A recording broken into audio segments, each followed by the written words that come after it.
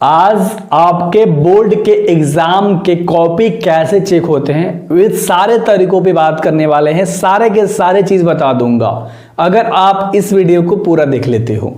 आपका जो माइंड है बिल्कुल क्लियर हो जाएगा कि आपको कैसे तैयारी करनी है, आपको क्या क्या पॉइंट जो है अपने दिमाग के अंदर रखना है और किन चीज़ों पर फोकस करके ना पेपर की तैयारी करनी है, लिखने की तैयारी करनी है और बोर्ड में फोड़ने की तैयारी करनी है।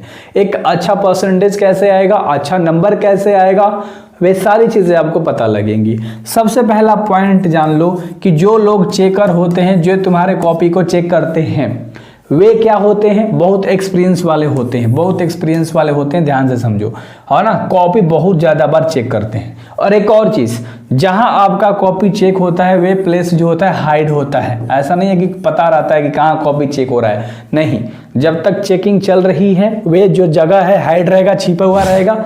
मतलब कोई भी इंसान ये जान नहीं पाएगा कि कहाँ पर कॉपी चेक होती है, क्योंकि यहाँ पर स्केल अप बहुत बड़ा होता है। वायरल कराने का, परीक्षा में नंबर दिलाने का, समझ रहे हो, मतलब पैसे के दम पे कोई बिक जाएगा, इन सारी चीज़ों का झंझट होता है। तो दो चीज़ आपको पता लग गई। तीसरा जो पॉइंट है, जो लोग भी कॉपी को चेक करते हैं भैया ध्यान से समझना, उन लोगों को सबसे पहले क्वेश्चन थमा दिया जाता है और बोला जाता है कि इसके सारे तरीके आप जान जाओ कि कॉपी को कैसे चेक करना है। क्योंकि ये पहला क्वेश्चन है मान लो, तो इसका सॉल्यूशन 3 तरह से हो सकता है, 4 तरीके से हो सकता है और उन लोगों को एनसी की भी धराया जाता है।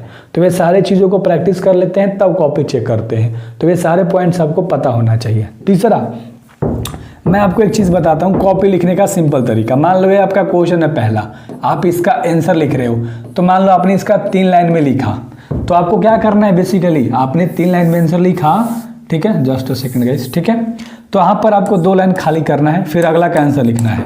क्योंकि जब आप आंसर लिखने के बाद 2 लाइन खाली छोड़ने के बाद फिर अगले लाइन में जाते हो, तो जो कॉपी वाला इंसान होता है, जो कॉपी चेक करता है, उसका जो माइंड होता है बिल्कुल क्लियर होता है, वहाँ पर फोकस्ड होता है, क्योंकि वो देख पाता है अच्छे तरीके से और आपको समझता है कि बच्चे में थोड़ी सी तो अक्ल है, अच्छा है, हर चीज़ को जाना है, कैसे पेपर लिखना है और कैसे रिप्रेजेंट करना है, कैसे दिखाना है।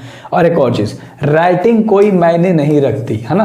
तो जो चेकर होता है वो राइटिंग देखकर कभी भी कॉपी चेक नहीं करता, वे हमेशा हल को देखता है। और एक और चीज़, 8 घंटे कॉपी एक दिन में चेक किए जाते हैं। अब ऐसा नहीं है कि बहुत ज़्यादा 10 घंटे 12 घंटे लगे हैं, नहीं। और हर किसी को बोला जाता है 25 से 30 कॉपी चेक करने के लिए, इससे ज़्यादा कोई नहीं चेक करता है, याद रखना। 30 के कम इंसान चेक करता है, यानी कि हर घंटे 3 से 4 कॉपी आपके चेक हो रहे होते हैं। तो बेहतर तरीके से इस बार कॉपी चेक होने वाला है। तो हर चीज़ समझ जाओ, आप लोग बहुत भ्रम में जी रहे हो। हर चेकर को पता है कि उसका सॉल्यूशन क्या है, बच्चा लिख कैसे रहा है, कैसे रिप्रेजेंट करा है। एक और चीज़, बच्चे के अंदर बहुत डाउट होता है कि हमने पहला क्वेश्चन का आंसर लिखा, फिर 7वां लिखा, फिर चौथा, फिर तीसरा, फिर 9वां। तो इस तरह से करके जब हम क्वेश्चन का आंसर लिखेंगे तो क्या हमारा नंबर कटेगा या घटेगा? बिल्कुल ऐसा कुछ भी नहीं होगा। आप ऐसे करके भी अपने आंसर को लिख सकते हो, कोई आपका नंबर नहीं काटने वाला, याद रखिएगा। बट वहाँ पर क्वेश्चन नंबर डाला हुआ होना चाहिए, उसका आंसर वहाँ एग्जैक्ट अच्छे से लिखना, फिर आंसर लिखने के बाद 2 लाइन छोड़ के फिर अगले क्वेश्चन का आंसर लिखना। जब आप अपने पेपर को अच्छे तरीके से रिप्रेजेंट करोगे, दिखाओगे, शो करोगे, तो चेकर को लगेगा कि हाँ इस बंदे में कुछ है। समझ रहे हो ना मैं बोलना क्या चाह रहा हूँ, मैं तुम्हें क्या फील दे रहा हूँ? हाँ, समझना है, अभी से ट्राई करना है। घर पे आप कुछ भी नोट्स बनाते हो तो इसी तरह से ट्राई करो लिखने का, है ना। क्या होगा कि आपका एक हैबिट बिल्ड हो जाएगा। अगर मान लो पेपर में बैठे हो लिखने के लिए, मतलब एग्जाम में बैठे हो पेपर लिखने के लिए, तो आप लिखते चले जा रहे हो, आप कहीं 1 लाइन छोड़ दिए, कहीं 2 लाइन छोड़ दिए, तो इससे आपका जो पेपर का रिप्रेजेंटेशन होता है वो खराब होता है कहीं ना कहीं। टॉपर का तुम कॉपी देखना, PYQs उठा लेना पिछले साल का, देखना लिखने का जो तरीका होता है एक ढंग में होता है, एक तरीके से वे लिखते हैं। पहला का आंसर लिखा, फिर दूसरा कितना लाइन छोड़ने के बाद लिखना है, फिर तीसरा कितना लाइन छोड़ने के बाद लिखना है, पॉइंट कैसे बनानी होती है, कहाँ ग्राफ छोड़ना है, पैराग्राफ। तो ये सारी चीज़ें उन लोगों को पता होती है, बट आप लोगों को नहीं पता होता, जिसके कारण आप सभी के बहुत सारे नंबर कटते हैं। तो ये जहन में अपने रखनी है बात। मेरी बात याद रखना हमेशा आप, ठीक है। So thank you very much. I hope कि आपको सारी चीज़ें पता लग गई। और बच्चे बोलते हैं पेन का यूज़, तो पेन का यूज़ आप ब्लैक कर सकते हो या ब्लू कर सकते हो, और कोई भी कलर नहीं करना है, ठीक है। और बेहतर तरीके से आपको लिखना सीखना है। और चेकर जो है इसी तरह से चेक करता है। और एक और चीज़, चेकर हमेशा स्टेप मार्किंग करता है। बिहार बोर्ड में भी स्टेप मार्किंग के ऊपर कॉपी चेक होती है, ठीक है। स्टार्टिंग से आपका सही होते जा रहा, बीच में एक लाइन गलत है, फिर नीचे सही है, तो स्टेप के अकॉर्डिंग आपको नंबर मिलेगा। तो टेंशन मत लो कि मैंने आधा सही कर आधा गलत, तो आधा का नंबर आपको मिलेगा, ठीक है। बट आप पूरी भाई हेडिंग ही खराब कर दिए हो, नीचे सही, तो उससे नंबर नहीं मिलेगा।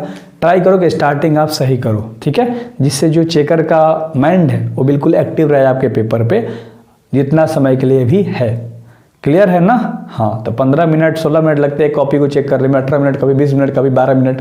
तो ट्राई करो कि आप चेकर का दिमाग अपने कॉपी पर टिका दो, काम बन जाएगा तुम्हारा। नहीं टिका पाए, काट देगा, खत्म हो जाएगा खेला, पछताओगे। So thank you very much. I hope all detail आपको मिल चुका है। तो इस वीडियो को शेयर करना अपने दोस्तों में एंड सब्सक्राइब करना इस चैनल को। मिलते हैं नेक्स्ट वीडियोज़ में।